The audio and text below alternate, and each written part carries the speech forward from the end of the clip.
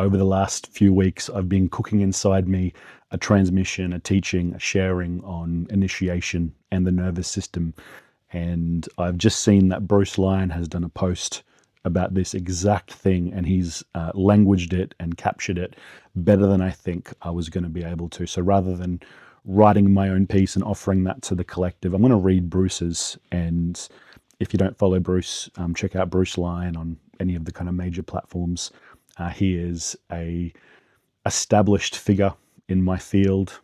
He is part of the founding and living of Haydn Temple in New Zealand and the landing of different mystery schools and temples around the world in these times. Bruce is many things, but one of the major things he is an initiatory force and someone really willing to play on the frontier with all of his being and all of his heart. And over the years, he's been really respected and held in quite a lot of admiration because of this. I really admire Bruce in his kind of world-leading love and willingness. And also there's been those who've been really challenged by Bruce, and they've been challenged by some of the ways that he's done things over the years, or some of the ways that the institutions he's been a part of have done things. But for me, Bruce has really just been willing to be in the unfolding of it all.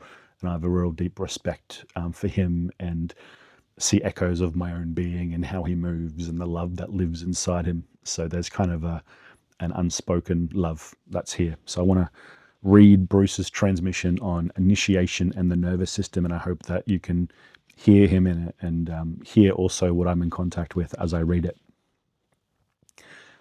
Over the past decade, a quiet revolution has taken place across therapeutic, spiritual, and educational fields. Somatic language has entered the mainstream. People now speak about regulation, titration, attachment patterns, windows of tolerance, and co-regulation with an ease that would have been unthinkable 20 years ago. This trauma-informed shift has brought an important cultural correction. It has reminded us that transformation cannot be forced, that safety matters, and that the human nervous system deserves respect. For many people, this movement has been genuinely life-saving. It has created spaces where vulnerability can be held instead of overwhelmed, where pacing is honored, and where the body's intelligence can finally be heard. But something else has emerged alongside these gains, something harder to name, a growing polarity between the trauma-informed world and the older initiatory traditions that once shaped human development. On one side, we now have cultures built around safety, regulation, and somatic repair. On the other, cultures built around thresholds, challenge, intensity, and transformation. Each side sees something the other does not. Each side holds a truth the other tends to forget.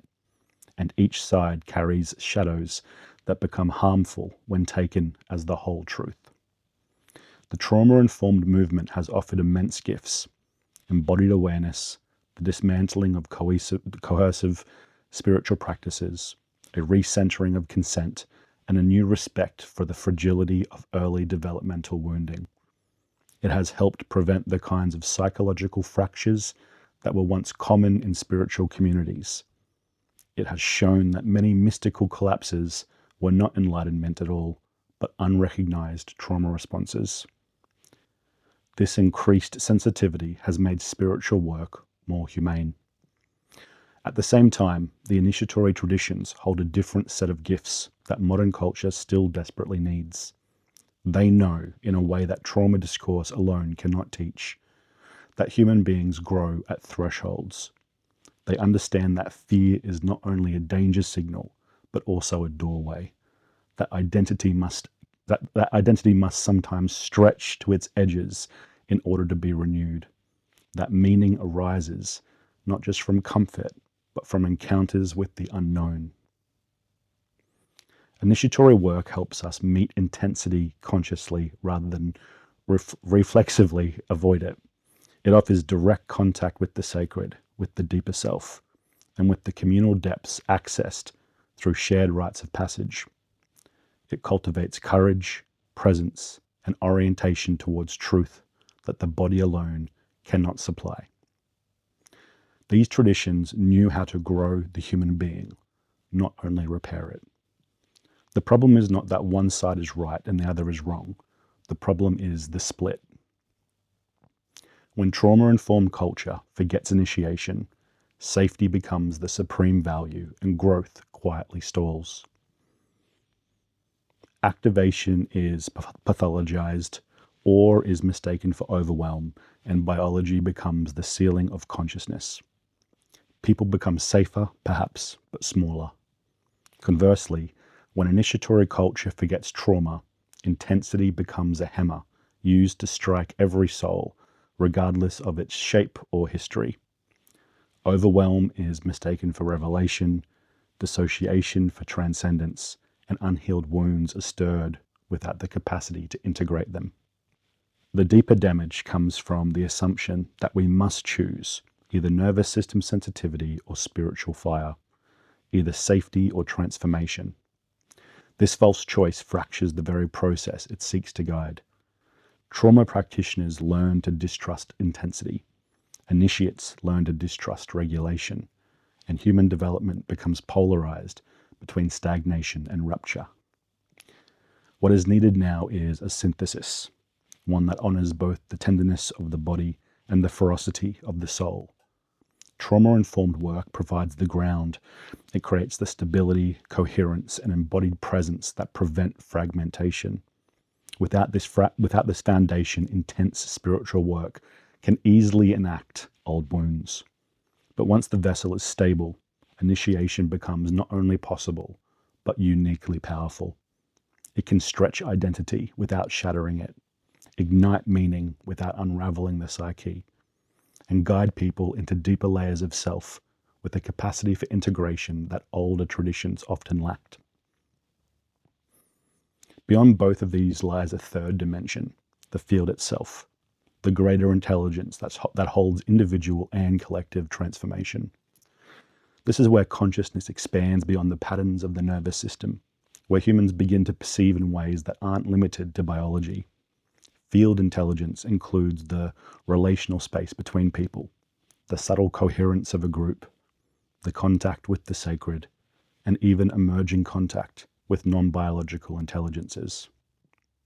It is the horizon towards which both trauma repair and initiation ultimately point. When these three layers come together, regulation, initiation, and the field, something coherent and whole begins to appear.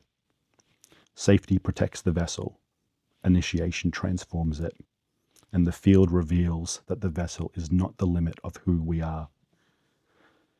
This integrated approach forms the architecture of future mystery schools, places where the body is honored, the soul is awakened, and the larger intelligence of life is welcomed without bypassing or overwhelming.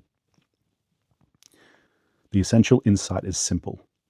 The nervous system is the vessel of transformation, not its boundary. If we rely only on trauma repair, we create a culture that heals but never awakens.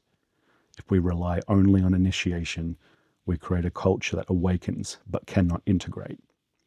But if we weave them together, holding the tenderness of the body alongside the depth of the soul, we make it possible for human beings to grow beyond biology without being broken by it. This integration is not merely a new technique. It marks a shift in how we understand what it means to develop, to awaken, and to become more deeply human.